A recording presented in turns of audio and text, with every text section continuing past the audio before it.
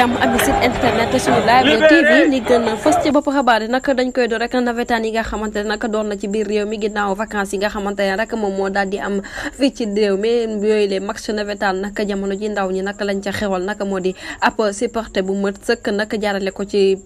leader bi di Ousmane Sonko ginnaaw nag bi ñu ko jàppee rek lakk ko li nga xamante ne moom mooy jant bi ak ñeneen ñi nga xamante ne nag ay détenu politique lañ ndaw ñi nag dañoo jël comme système rek léegi bàyyi nañu xeex bi xuloo bi waaye fépp foo xamante ne rassemblement am na fa rek ña ngi fay taxaw rek di sàkko nag ci Macky Sall ak nguuram mu libéré Ousmane Sonko ci nu mu gën a gaawee mbir mu nu mel nag xew na niki bëkki démb fi nga xamante ne moom mooy ca stade Amadou Barry bu Guédiawaye waaye ba police yi sax daal di génnee ay lacrymogène nag tasaare bu baax boobu lee mbooloo mbir mu nu mel nag amal na fi nga xamante ne moom mooy ca Parcelles unité 26 ñu ne meekuwaat ko nag fi nga xamante ne nag moom mooy ca diwaan bu Mboro niki tey jii rek ginnaaw coupe du maire bi nga xamante ne nag moom lañ fa doon amal rek ñii di ndaw ña nag dañoo profité rek am ci ab parax ndoolu rek lancé message bi nag jàllale ko bu baax a baax boole ko ay tàccu daan wax naan libéré Ousmane Sonko ak képp koo xamante ne rek ab détenu politique nga ñu fàtt leen nag terrain bi nga xamante ne nag yaay gën ba mu gëjee daw nag yàgg na lool nag niki démb rek foofu ca dëkk bu sell ba di Touba Mbacké ginnaaw bu mu fa ñëwee rek dañ ko daal di daganu ba noppi rek daal di koy ñaanal mu yegsi ak jàmm wante nag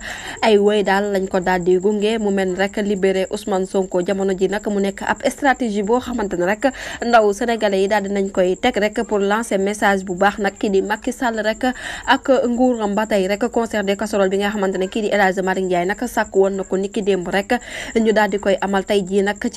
ci samedi ji moo ko ñaar fukki fan ak juróom benn ginnaaw nag bi mu amalee boobulee appel rek ci Ndakaaru wërngal këpp nag respecté na nag mbir mu nu mel ndaxte tey boobulee concert nag gis nañ ci ab réussite totale du ñàkk rek dinañ ci ñëwaat ci yeneen i jotay xabaar jërë ngeen jëf ci teewlu bi bu leen fàttee abonné bës cloche de notification ngir am ñeneen i info